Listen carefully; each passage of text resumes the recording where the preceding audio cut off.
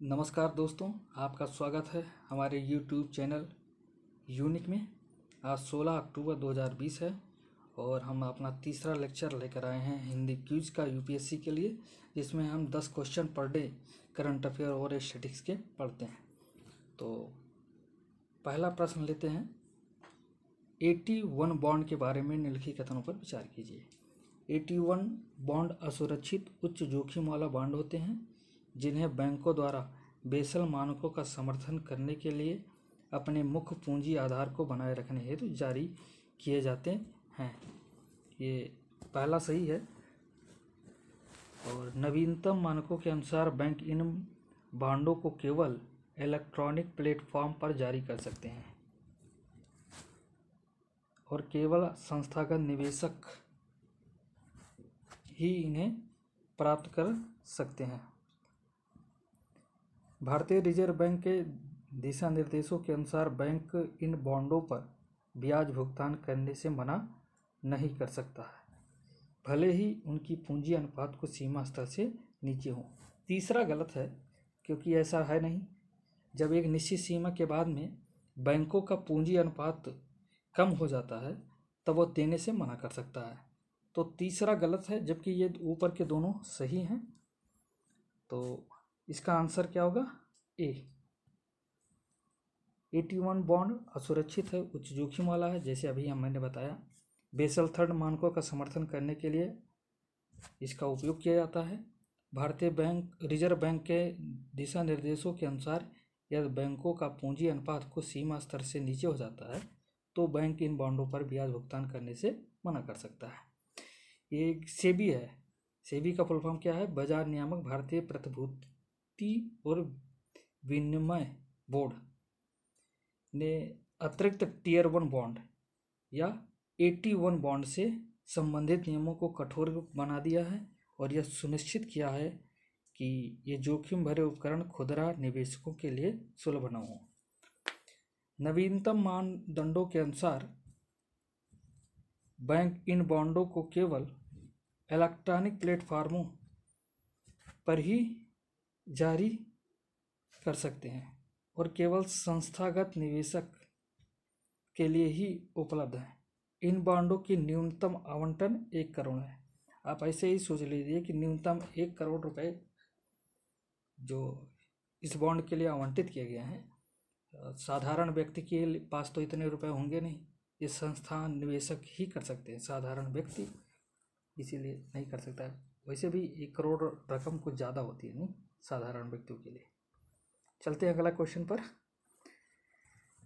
दिल्ली में वायु प्रदूषण से संबंधित निम्नलिखित में से कौन से कार्यक्रम लागू हैं? राष्ट्रीय स्वच्छ वायु कार्यक्रम सही है। ग्रेडेड रिस्पांस एक्शन प्लान ये भी सही है। और युद्ध प्रदूषण के विरुद्ध ये भी सही है। तो आंसर क्या होगा? डी होगा। युद्ध प्रदूषण के विरुद्ध में क्या है कि दिल्ली सरकार द्वारा शुरू किया गया है। यह एक प्रदूषण विरोधी अभियान है। सर्दियों के दौरान दिल्ली में वायु प्रदूषण के स्तर को कम करने के लिए यह अभियान चलाया गया। अगला प्रश्न लेते हैं। अंतर्राष्ट्रीय स्तर पर निम्नलिखित में से कौन सा अधिनियम समझौते भौगोलिक संकेतों जियोग्राफिकल इंडिकेशन को विनियमित करते हैं? औद्योगिक संपत्ति के संरक्षण के लिए पेरिस उपसमय ये सही है।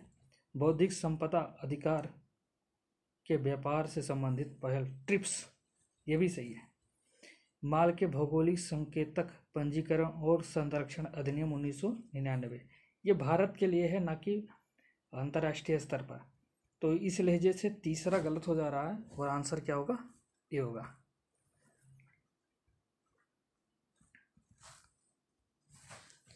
भौगोलिक संकेतक को औद्योगिक संपत्ति के संरक्षण के लिए पेरिस उपसमय के तहत बौद्धिक संपदा अधिकार IPR के एक घटक के रूप में शामिल किया गया है।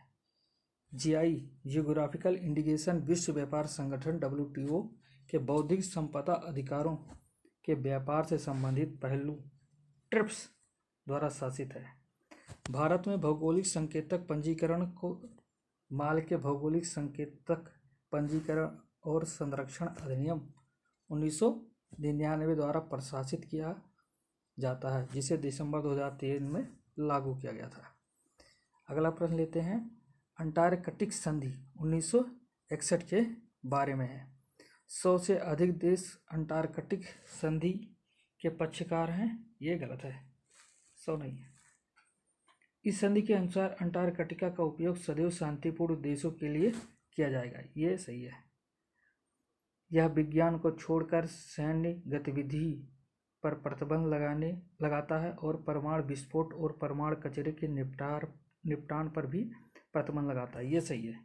दूसरा भी तो तीसरा सही है, तो 2 और 3 सही हैं, आंसर हो जाएगा बी। यहाँ पे हम मैप दे सकते हैं। इसके लिए ये जो दक्षिणी हिस्सा है इसके लिए संधि की गई है। ये जितने रेड वाले हैं ना, ये शामिल नहीं है इस संधि में, इसके सदस्य नहीं है, और जो वाले हैं वो सदस्य हैं। तो पूरा अफ्रीका ही पूरा, और यहाँ पे पश्चिमी एशिया वाला हिस्सा कम है। अफ्रीका के ये दक्षिण अफ्रीका वाला हिस्सा छोड़कर और सारे के सारे इस ट्रीटी में शामिल नहीं है। अंटार्कटिका संधि और संबंधित समझौते सामूहिक रूप से अंटार्कटिक संधि प्रणाली ATS के रूप में जाने जाते हैं। और यह संधि कब हुई थी? 1961 में। कितने सदस्य हैं? पक्षकार 54 है। और यहाँ पे अंटार्कटिका में किसी भी प्रकार के परमाणु और रेडियोधर्मी अपशिष्ट पदार्थों का निपटान निषिद्ध होगा। अगला प्रश्न लेते हैं, एशिया प्रशांत आर्थिक सहयोग Asia Pacific economic cooperation APEC के बारे में। एपेक प्रशांत रिम सदस्य देशों के लिए एक अंतर सरकारी मंच है जो संपूर्ण एशिया प्रशांत क्षेत्र में मुक्त व्यापार को बढ़ावा देता है। एपेक को एशिया प्रशांत क्षेत्र में उच्चतम स्तरीय बहुपक्षीय ब्लॉकों और सबसे पुराने मंचों में से एक के रूप में मान्यता प्राप्त है। चीन, रूस और भारत एपेक के सदस्य हैं। देखिए, चीन है और रूस दोनों हैं, लेकिन भारत एपेक का सदस्य नहीं है। इस लहजे से तो तीसरा गलत हो जा रहा है, और 3 जहाँ जहाँ हैं वो सारे गलत हो जाएंगे, तो आंसर क्या हो जाएगा? बी। चलते इसके सॉल्यूशन पर। ये देखिए, ये जितने भी हरे वाले कंट्री हैं ये सब के सब शामिल है इसमें। यहाँ पे देख सकते हैं ऑस्ट्रेलिया, न्यूजीलैंड, चीन, रसिया और यहाँ अमेरिका, कनाडा, ये सारे देश इसमें शामिल हैं।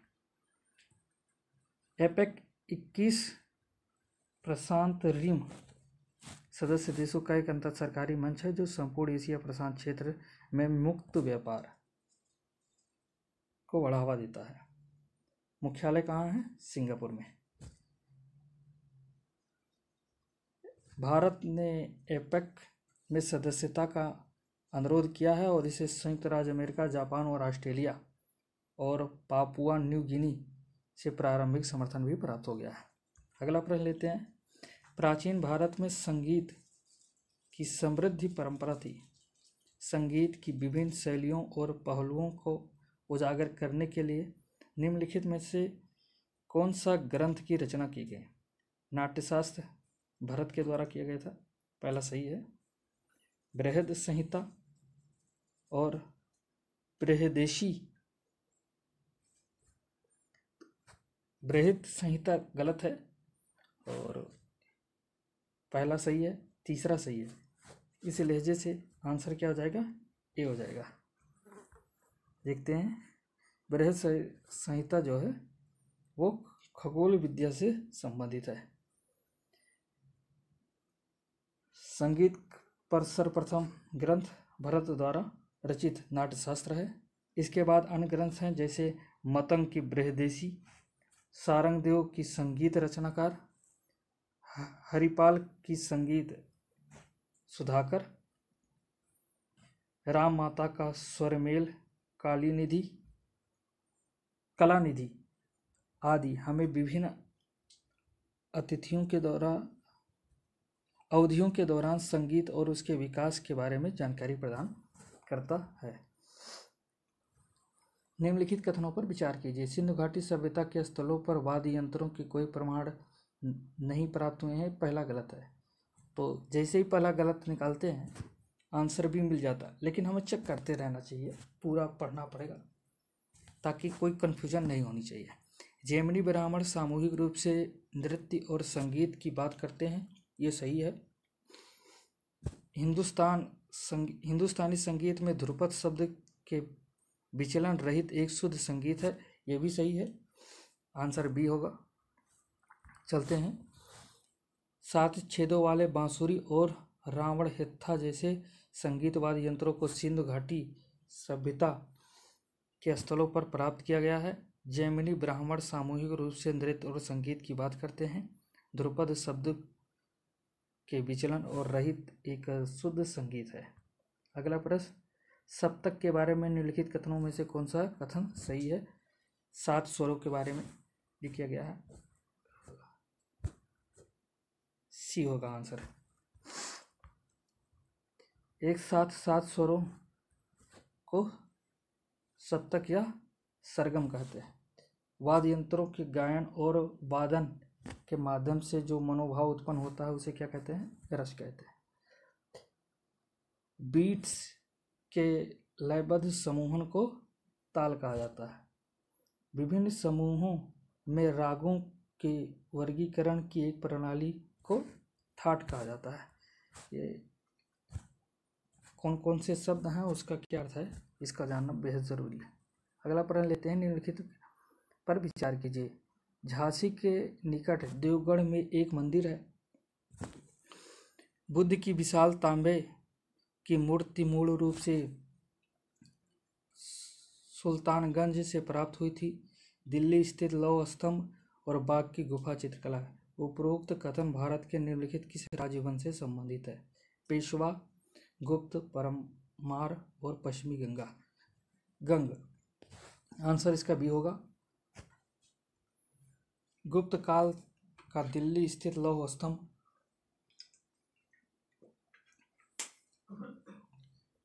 अभी भी जंग से मुक्त है, हालांकि यह कई शताब्दियों से पूरी तरह से सूर्य और वर्षा के संपर्क में रहा है। अगला प्रश्न लेते हैं।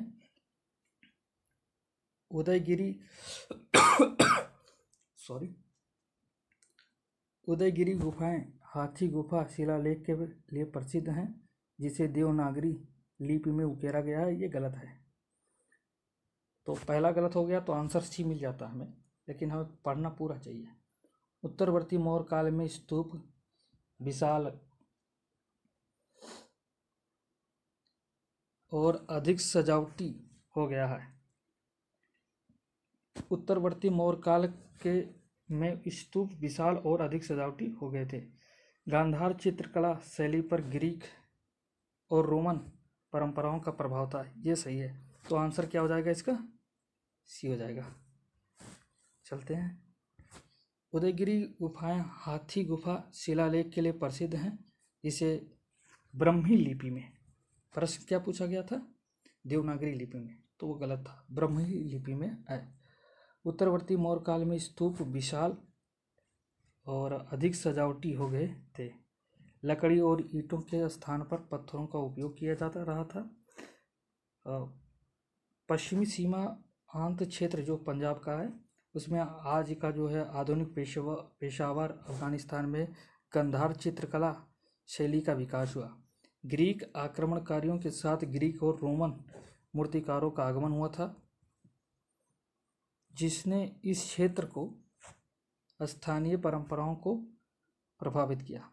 इस प्रकार गंधार शैली को Greek Indo school of art के नाम से भी जाने लगा। तो यहाँ पे हमने 10 प्रश्न सॉल्व कर लिए।